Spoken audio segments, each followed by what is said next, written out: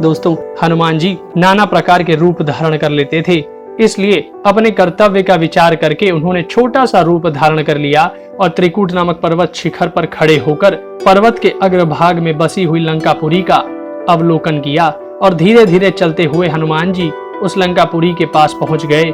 लंकापुरी के चारों ओर खुदी हुई खाइयां उस नगरी की शोभा बढ़ा रही थीं। सीता को हर लाने के कारण रावण ने लंकापुरी की रक्षा का विशेष प्रबंध कर रखा था। वह महापुरी सोने की चार दीवारी से घिरी हुई थी और उसके चारों ओर भयंकर राक्षस घूमते रहते थे।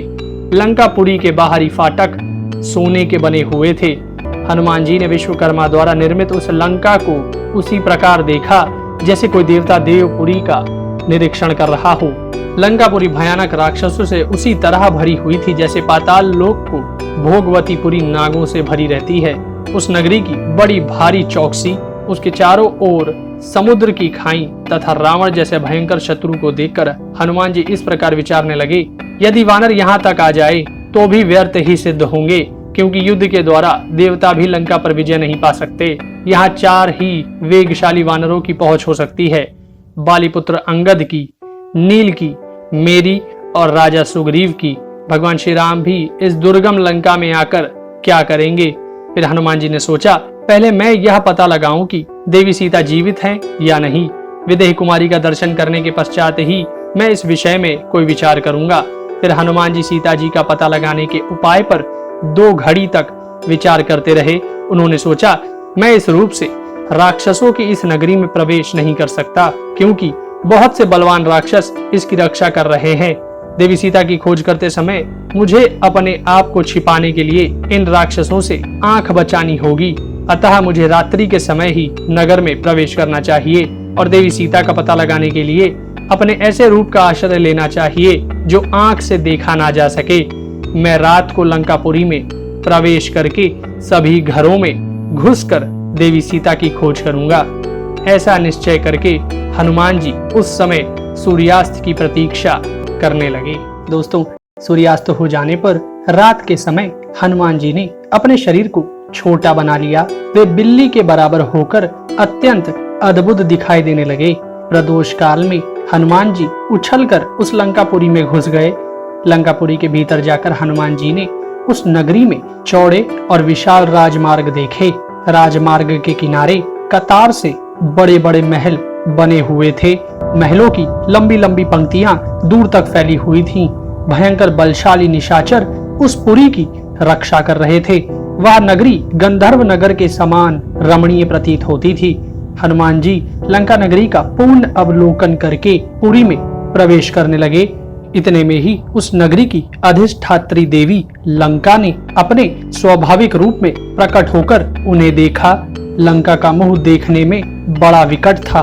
वह हनुमान जी के सामने गर्जना करती हुई उनसे इस प्रकार बोली, वनचारी वानर, तू कौन है और किस कार्य से यहाँ आया है।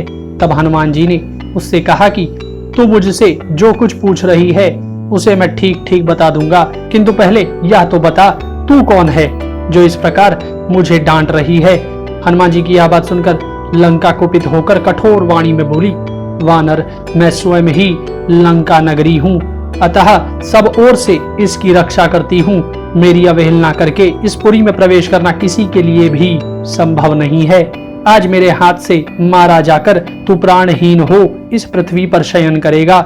लंका की यह बात सुनकर हनुमान जी ने उसे जीतने के लिए पर्वत के समान वहां खड़े हो गए और उससे बोले, मैं इस लंका नगरी को देखने के प्रयोजन से यहाँ आया हूँ। भद्रे, इसे देखने के लिए मेरे मन में बड़ा कौतूहल है। इस पुरी को देखकर मैं जैसे आया हूँ उसी तरह लौट जाऊंगा। यह सुनकर लंका ने बड़ी भयंकर गर्जना करके हनुमान जी को बड़े जोर से एक थप्पड़ मारा। तब हनुमान जी ने क्रोध में बड़ी जोर से सिहनाद करते हुए उस लंका को एक मुक्का जमा दिया। उसे स्त्री समझकर हनुमान जी ने स्वयं ही अधिक क्रोध नहीं किया, किंतु उरा लघु प्रहार से ही उस निशाचरी के सारे अंग व्याकुल हो गए और वह पृथ्वी पर गिर पड़ी। यह देख हनुमान जी को उस पर दया आ गई। तब लंका हनुमान जी से बोली, महाबाहो, प्रसन्न होइए, मेरी रक्षा कीजिए, मेरे प्राण न लीजिए। वीर वानर, मैं स्वयं लंकापुरी ही हूँ। आपने अपने पराक्रम से मुझे परास्त कर दिया है। वानरेश्वर, मैं आपसे एक सच्ची बात कहती हूँ। साक्षात ब्रह्मा जी ने मुझे जैसा वरदान दिया था वह बता रही हूँ। उन्होंने मुझसे कहा था, जब कोई वानर तुझे अपने पराक्रम से वश में कर ले, तब तुझे यह समझ लेना चाहिए कि अब राक्षसों पर बड़ा भारी भय आ पहुंचा है। सौम्य, आपका दर्शन पाकर आज मेरे सामने वही घड़ी आ गई है। ब्रह्मा जी ने जिस सत्य का निश्चय कर दिया है उसमें कोई उलट फेर नहीं हो सकता। अब देवी सीता के कारण दुरात्मा राजा रावण तथा समस्त राक्षसों के विनाश का समय आ पहुंचा है। अतः आप इस पुरी में प्रवेश कीजिए और यहाँ जो जो कार्य करना चाहते हो उन सभी कार्यों को पूर्ण कर लीजिए। राक्षसी लंकापुरी को परास्त करके हनुमान जी ने इस तरह लंकापुरी में प्रवेश किया मानो शत्रुओं के सर पर अपना बायां पैर रख दिया हो। उस रात में राजमार्ग का आश्रय लेकर हनुमान जी लंकापुरी में विचरने लगे। हनुमान जी ने एक घर से दूसरे घर में जाते हुए बहुत से राक्षसों को मंत्र जपते हुए देखा। कितने ही निशाचरों को स्वाध्याय में तत्पर देखा। कई राक्षसों को उन्होंने रावण की स्तुति के साथ गर्जना करते सुना। नगर के मध्य भाग में हनुमान जी को रावण के बहुत से गुप्तचर दिखाई दिए। इनके सिवा हनुमान जी ने 1 लाख राक्षस सेना को सावधान होकर नगर के मध्य भाग की रक्षा में संलग्न देखा। वहीं पर हनुमान जी ने रावण का महल देखा। सहस्त्रों महापराक्रमी निशाचर उस महल की रक्षा में नियुक्त थे। हनुमान जी ने अपने सूक्ष्म रूप में रावण के उस महल में प्रवेश किया।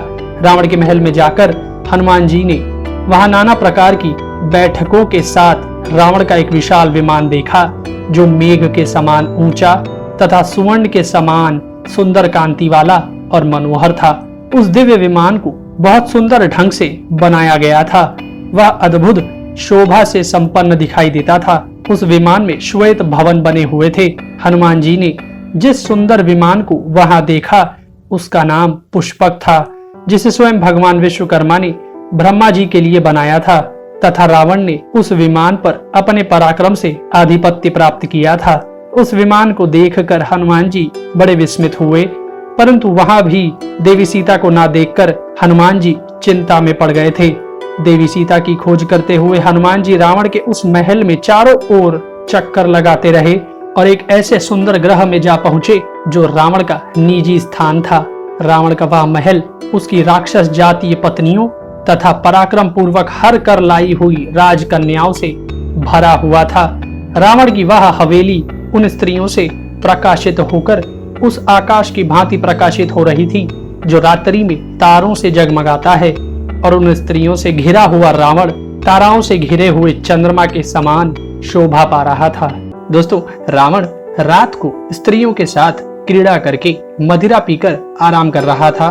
उसके पलंग के चारों ओर खड़ी हुई बहुत सी स्त्रियां हाथों में चंवर लिए उस पर हवा कर रही थीं। हनुमान जी ने रावण की पत्नियों को भी देखा जो उसके चरणों के आसपास ही सो रही थी। उन सब से पृथक एकांत में बिछी हुई एक सुंदर शैया पर हनुमान जी ने एक रूपवती युवती को देखा। वह गोरे रंग की थी। मोती और मणियों से जड़े हुए आभूषणों से विभूषित उस युवती की अंग कांति सुवर्ण के समान दहक रही थी। वह रावण की प्रियतमा और उसके अंतःपुर की स्वामिनी थी। उसका नाम मंदोदरी था। उसे देखकर हनुमान जी ने अनुमान लगाया कि यही देवी सीता है, परंतु उन्हें देख हनुमान जी यह चिंता भी करने लगे कि देवी सीता अपने पति भगवान श्री राम से बिछुड़ गई हैं। इस दशा में वे ना तो सो सकती हैं, ना भोजन कर सकती हैं, ना श्रृंगार एवं अलंकार धारण कर सकती हैं। वे किसी दूसरे पुरुष के पास नहीं जा सकती हैं, भले ही वह देवताओं का भी ईश्वर क्यों ना हो, या अवश्य ही माता सीता नहीं कोई दूसरी स्त्री है। ऐसा निश्चय करके हनुमान जी देवी सीता की खोज के लिए पुनः वहां की मधुशाला में विचरने लगे।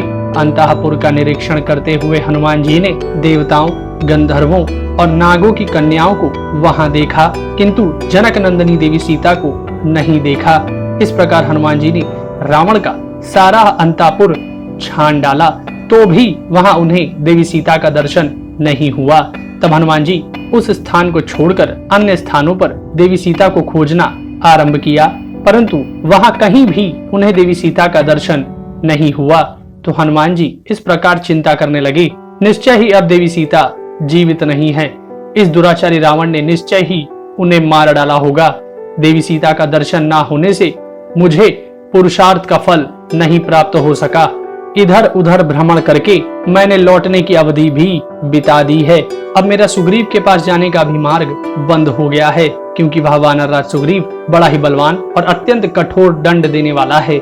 इस प्रकार थोड़ी देर तक हताश होने के उपरांत हनुमान जी पुनः यह सोचने लगे कि हताश न होकर उत्साह को बनाए रखना ही संपत्ति का मूल कारण है। उत्साह ही परम सुख का हेतु है।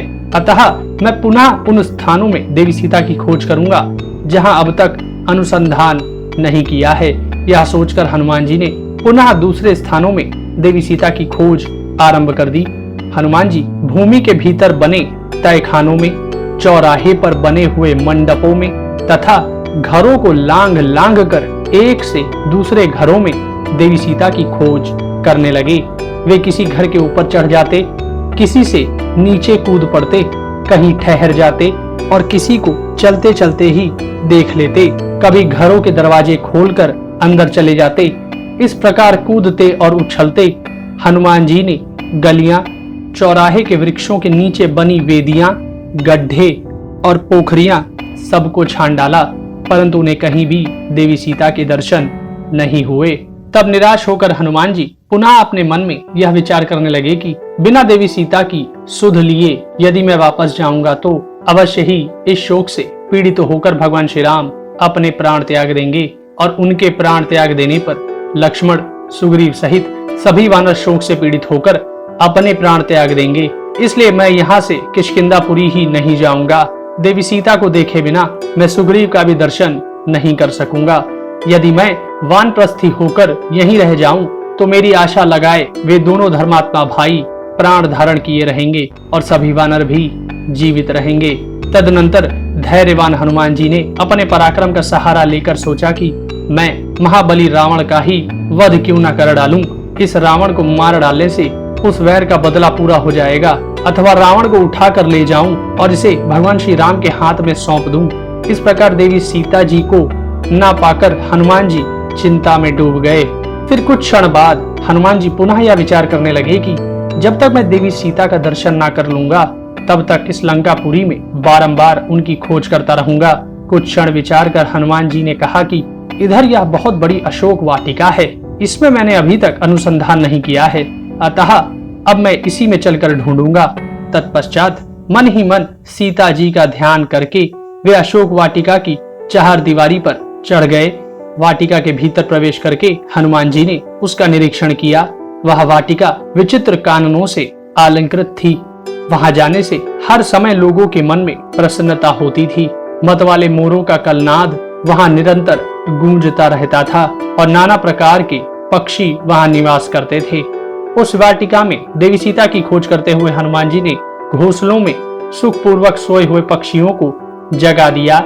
उस वाटिका में हनुमान जी ने जहां तहां विभिन्न बावड़ियां देखी जो उत्तम जल से भरी हुई थी। उनमें खिले हुए कमल और चक्रवाकों के जोड़े शोभा बढ़ा रहे थे तथा पपीहा, हंस और सारसों के कलनाद गूंज रहे थे। फिर वहां हनुमान जी ने एक काला और ऊंचे शिखरों वाला पर्वत देखा। उसके चारों ओर दूसरे भी बहुत से पर्वत शिखर शोभा पा रहे थे। हनुमान जी ने उस पर्वत से गिरती हुई एक नदी भी देखी। उस अशोक वाटिका में विश्वकर्मा के बनाए हुए बड़े बड़े महल सब ओर से उसकी शोभा बढ़ा रहे थे।